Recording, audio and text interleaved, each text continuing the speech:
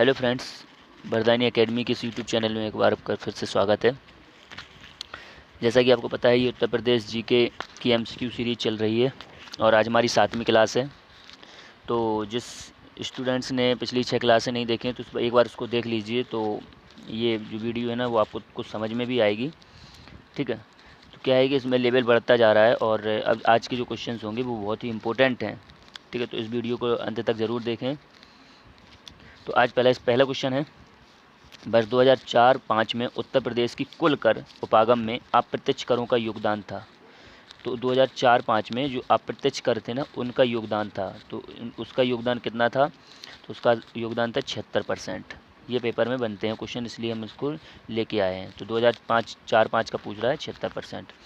आगे क्या है, निम्नलिखित में से किस आर्थिक क्षेत्र में कृषि जोतों का औसत आकार सर्वाधिक है? इस क्वेश्चन को आप लोगों ने अगर कृषि जोत धारक सीमांत कृषक ये वाला टॉपिक नहीं पढ़ा है तो पहले आप उसको पढ़ लीजिए, इसके बाद इस क्वेश्चन को लगाएं, क्योंकि ये कृषि वाले चैप्टर से संबंधित है और ये आपके लेखपाल के लिए तो बहुत ही इंपॉर्टेंट है। तो इस क्वेश्चन का जो आंसर हो जाएगा वो हो जाएगा बी, बुंदेलखंड। तो इसका क्या है कि जब आप लोग ये टॉपिक पढ़ लोगे ना तो आपको पता चल जाएगा कि बुंदेलखंड इसका आंसर क्यों है। ठीक है ना, नहीं तो आपको यहाँ पे इस क्वेश्चन को याद ही करना पड़ेगा कि कृषि जोतों का औसत आकार सबसे ज़्यादा कहाँ है भैया? बुंदेलखंड में। इस तरह से आपको याद ही करना पड़ेगा। अगला क्वेश्चन है, उत्तर प्रदेश सरकार की आय का सबसे बड़ा सबसे बड़ी जो आय का सोर्स है वो क्या है? तो सबसे ज़्यादा सरकार को जो फ़ायदा होता है या सरकार की जो इनकम है वो किससे? व्यापार कर से। ठीक है, इसको याद रखेंगे। अगला क्वेश्चन है, उत्तर प्रदेश के बारे में क्या असत्य है? इस चीज़ को याद रखना, सत्य और असत्य कभी कभी जल्दी हम गलत करा देता है।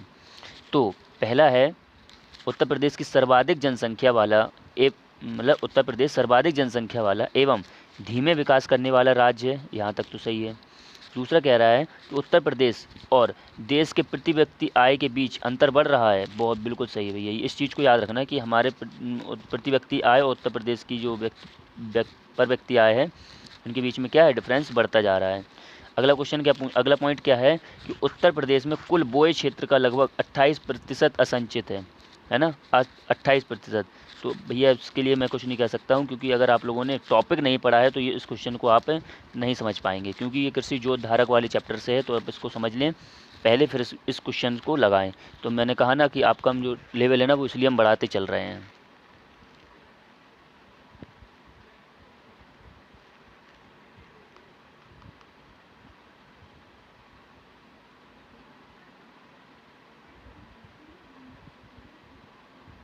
अगला पॉइंट है, प्रदेश की साक्षरता देश की तुलना में सर्वाधिक हुई है। तो ये गलत है। ठीक है, ये पॉइंट गलत है और यही पूछ रहा था क्या? असत्य। तो इस क्वेश्चन का आंसर क्या हो जाएगा? डी। इस क्वेश्चन का आंसर क्या हो जाएगा? डी। ठीक है, इस चीज़ को देख लेंगे एक बार। यहाँ से देखो, ये चारों विकल्प हैं और चारों में से ये तीनों पेपर में पूछे गए हैं, लेकिन यहाँ पे उन्होंने चारों कथन के साथ बना दिया है, इसलिए ये थोड़ा सा कठिन हो जाएगा आपके लिए। चलिए आगे बढ़ते हैं। उत्तर प्रदेश में जिनके उत्पादन में प्रथम स्थान रखता है, तो भैया सीधा सा है, उत्तर प्रदेश जिसके लिए प्रथम स्थान रखता है। तो चावल तो नहीं है, चावल नहीं है, दलहन नहीं है, गेहूं और गन्ना इसका राइट आंसर हो जाएगा। तो क्या आंसर हो जाएगा? बी।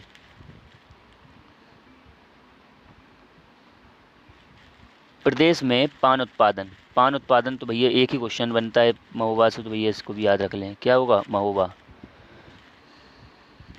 आगे बढ़ते हैं, उत्तर प्रदेश किस उत्पादन का सबसे बड़ा उत्पादक नहीं है? तो भैया गेहूं का, गन्ने का, आलू का, फूलों का तो नहीं है। तो इसका आंसर क्या हो जाएगा? डी।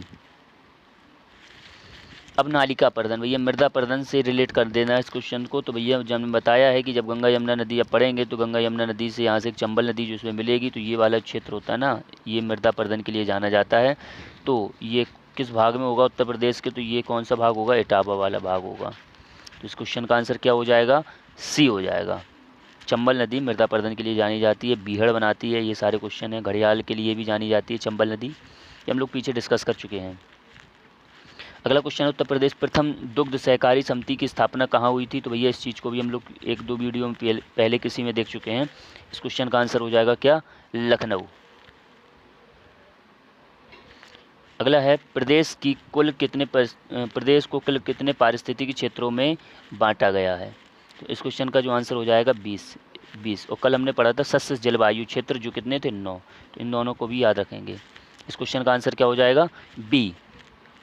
मतलब सॉरी सी मतलब 20 उत्तर प्रदेश अग्रणी उत्पादक है, तो ये किस में सबसे ज़्यादा अग्रणी उत्पादक है? तो दूध में, केले में तो नहीं है, दालों में नहीं है, चावल में नहीं है, तो यहाँ पे आंसर क्या हो जाएगा? ए, दूध में। इसकी थोड़ा सा क्या है हमने कि जो पीडीएफ है ना थोड़ा ऊपर से खींची है और काफ़ी बड़ी खींची है, इसलिए थोड़ा सा ब्लर हो रही है, लेकिन आपको हमें लग रहा है कि आपको ये दिख रही होगी। उत्तर प्रदेश की सबसे महत्वपूर्ण नकदी फसल, ये क्वेश्चन एक बार पहली वीडियो में आया था। नकदी फसलें कौन होती हैं जिसको हम लोग बेच के तुरंत पैसा कमाते हैं, उसके लिए की जाती है, तो ये कौन सी होती है? उत्तर प्रदेश की सबसे प्रमुख नकदी फसल कौन सी है? गन्ना है, गेहूँ नहीं है। इस चीज़ को याद रखेंगे। ये क्वेश्चन थोड़ा कन्फ्यूजन वाला होता है, लेकिन आपको एक नंबर देने के लिए काफ़ी है। अगला पूछ रहा है राज्य अर्थव्यवस्था से। अब यहाँ पे देखो मैंने इकोनॉमिक्स से भी क्वेश्चन रखे हुए हैं, तो इसको भी याद रखेंगे। राज्य अर्थव्यवस्था के निम्न विकास दर के लिए कौन एक कारण नहीं है?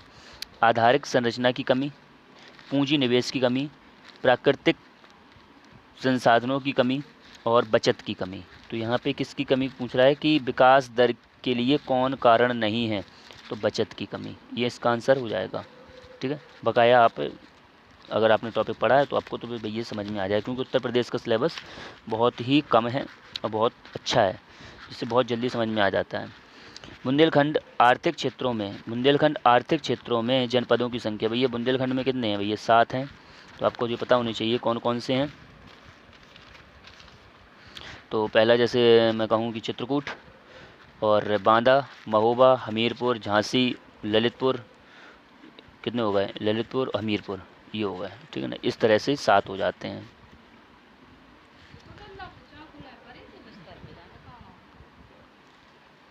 उत्तर प्रदेश की 11वीं योजना में औद्योगिक विकास की दर निश्चित की गई है, वह कितनी है? ठीक है, तो कितनी की गई इस चीज़ को याद रखना, 11वीं में पूछ रहा है, तो कितनी की गई थी? 10.5। 11वीं योजना में औद्योगिक विकास दर निश्चित की गई थी 10.5। इस चीज़ को याद रखना, 11वीं पंचवर्षीय योजना का पूछा उसने। औद्योगिक विकास की दृष्टि से, नेक्स्ट वीडियो में थोड़ा पास से ही लेंगे, बहुत ज़्यादा ब्लर हो रहा है। औद्योगिक विकास की दृष्टि से उत्तर प्रदेश का कौन सा क्षेत्र सर्वाधिक विकसित हुआ है? उत्तर प्रदेश का कौन सा क्षेत्र, याद रखना कि औद्योगिक दृष्टि से सबसे ज़्यादा विकसित हुआ है औद्योग, तो भैया मध्य क्षेत्र सबसे ज़्यादा विकसित हुआ है, जो इलाहाबाद और बाराबंकी और ये जो इलाहाबाद का उत्तर पूर्वी क्षेत्र है, ये सारे क्षेत्र हैं, ये क्वेश्चन बनते हैं, सर्वाधिक विकसित हुआ है।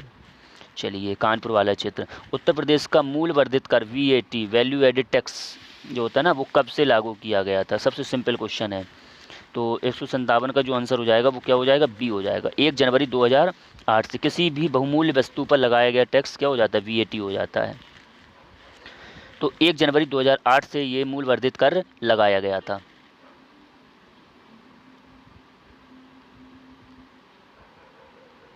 चलिए आगे बढ़ते हैं।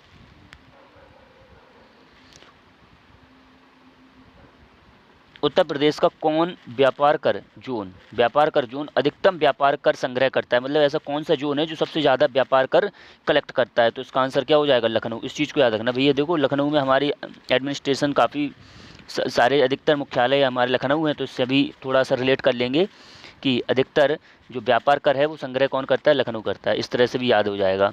उत्तर प्रदेश की आय का सबसे बड़ा भाग कौन है? भैया अभी बताया था, व्यापार कर सबसे ज़्यादा बड़े आय का सोर्स है, तो इसका आंसर क्या हो जाएगा? आपका सी हो जाएगा, व्यापार कर।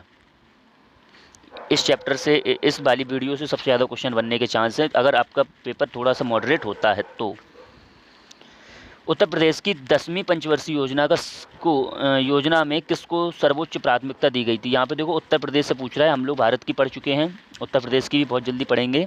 तो 11वीं पंचवर्षीय का उसमें लक्ष्य पूछ लिया था 10.5। यहाँ पे 10वीं पंचवर्षीय योजना का पूछ रहा है कि इसका उद्देश्य क्या था? तो कृषि को बढ़ावा देना, इस चीज़ को याद रखना। कृषि से रिलेटेड तो भैया सभी को याद रखना, जिस तरह से भारत की पहली पंचवर्षीय योजना का भी उद्देश्य कृषि को बढ़ावा देना था, 8वीं का भी था, इसी तरह पहली का क्या है, सॉरी 10वीं पंचवर्षीय का क्या है? कृषि, उत्तर प्रदेश की। इस चीज़ को हमें ध्यान रखना है।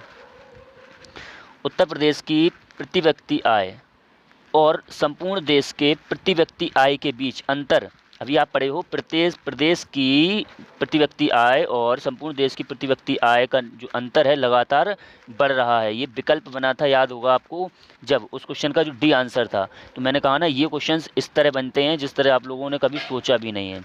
तो प्रदेश की प्रति व्यक्ति आय और संपूर्ण देश की प्रति व्यक्ति आय का बीच अंतर लगातार बढ़ रहा है। अगला क्वेश्चन पूछ रहा है,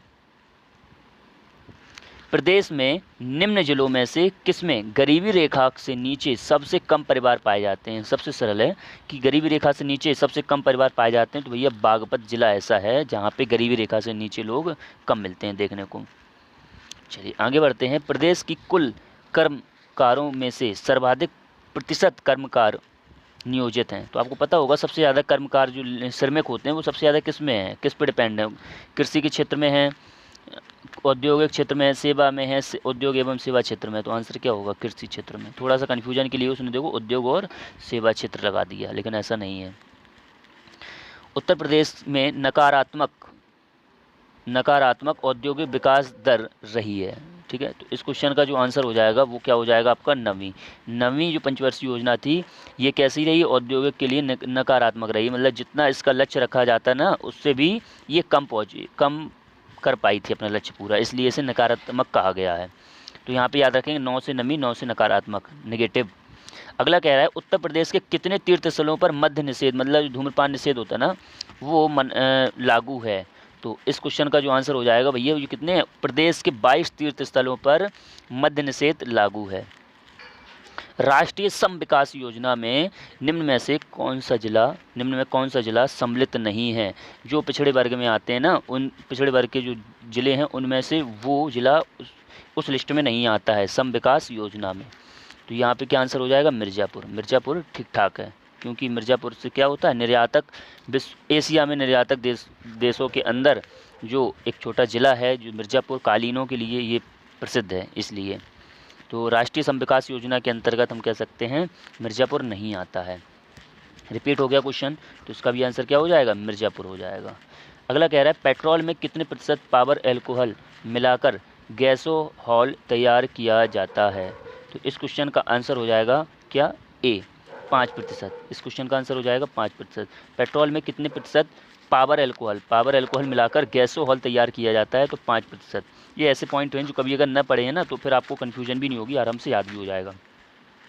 ये वेरी इंपॉर्टेंट क्वेश्चन है, बहुत स्टूडेंट इस चीज़ को गलत करते हैं। और ये लखनऊ स्थित विकलांग विश्वविद्यालय है, उसमें कितने प्रतिशत सीटें केवल विकलांगों के लिए है? तो स्टूडेंट्स होते हैं सर विकलांग विश्वविद्यालय है ना, तो विकलांगों के लिए तो भैया सीधा 100% सीटें आरक्षण होंगी, लेकिन नहीं है विकलांग कॉलेज, लेकिन विकलांगों के लिए मात्र 50% सीटें हैं और 50% जनरल के लिए हैं। तो विकलांगों के लिए कितना आरक्षण दिया गया है? 50%।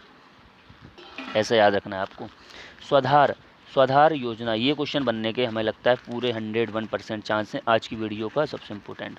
स्वाधार योजना किससे संबंधित है? तो पहले तो हम ये समझ लें स्वाधार योजना क्या है। तो स्वाधार योजना 2000 से लेकर 2002 कह सकते हैं स्टार्ट हुई थी, और इसका मुख्य और ये भारत सरकार के महिला एवं विकास मंत्रालय द्वारा स्टार्ट की गई थी। ठीक है, तीसरा पॉइंट क्या बन सकता है कि ये स्वाधार योजना किससे संबंधित है? ये जो कह सकते हैं जो कठिन परिश्रम करती हैं महिलाएं, संघर्ष करती हैं ना, उन महिलाओं को विशेष प्रायोरिटी दी गई इस योजना में, उनको विशेष ध्यान दिया गया उनके जनहित के लिए। तो अब हम कह सकते हैं कि इस क्वेश्चन का विकल्प हमें समझ में आएगा। तो पहला कह रहा है स्थापत्य कला की प्रतीक इमारतों को मजबूत करना, लेकिन ऐसा नहीं है। दूसरा विकल्प क्या कह रहा है? दूसरा कह रहा है संघर्षशील महिलाओं की सहायता करने के लिए, संघर्षशील वही है। ठीक है, आगे बढ़ते हैं। तकनीक रूप से कुशल लोगों की रोजगार देने के लिए, लेकिन नहीं। अगला क्या है? समय से पूर्व अलग हुए कामगारों को प्रशिक्षण देना, लेकिन यहाँ पे हमने क्या बताया कि स्वाधार योजना किससे? महिलाओं के, संघर्षशील जो महिलाएं हैं जो कठिन परिश्रम करती हैं उनको सहायता, उनको काम देने के लिए। तो यहाँ पे आंसर क्या हो जाएगा? बी हो जाएगा। और महिला एवं विकास मंत्रालय द्वारा इस योजना का शुभारंभ किया गया था। तो हमारे ये क्वेश्चन कंप्लीट हुए। तो आशा करते हैं ये वीडियो आपको पसंद आई होगी। अगर पसंद आई है तो प्लीज़ लाइक का बटन ज़रूर दबा दिया करें। ठीक है, और जिस बच्चे ने भी या जिस स्टूडेंट ने भी इस वीडियो को सब्सक्राइब नहीं किया है इस चैनल को, तो प्लीज़ उसको क्या कर दें, सब्सक्राइब कर दें, जिससे कि ये वीडियो जो हम आज आपको बना के डाल रहे हैं वो एक समय ऐसा मैं चाह रहा हूँ कि ये वीडियो आपके साथ हम लाइव करें, तो वो अच्छा रहेगा, जिससे कि आपके जो डाउट भी है ना वो हम साथ ही साथ लेते चलें। तो ठीक है, और हम कुछ ज़्यादा खास नहीं कहेंगे, बस नहीं कहेंगे, आप लोग वीडियो को लाइक और सब्सक्राइब जरूर कर दें।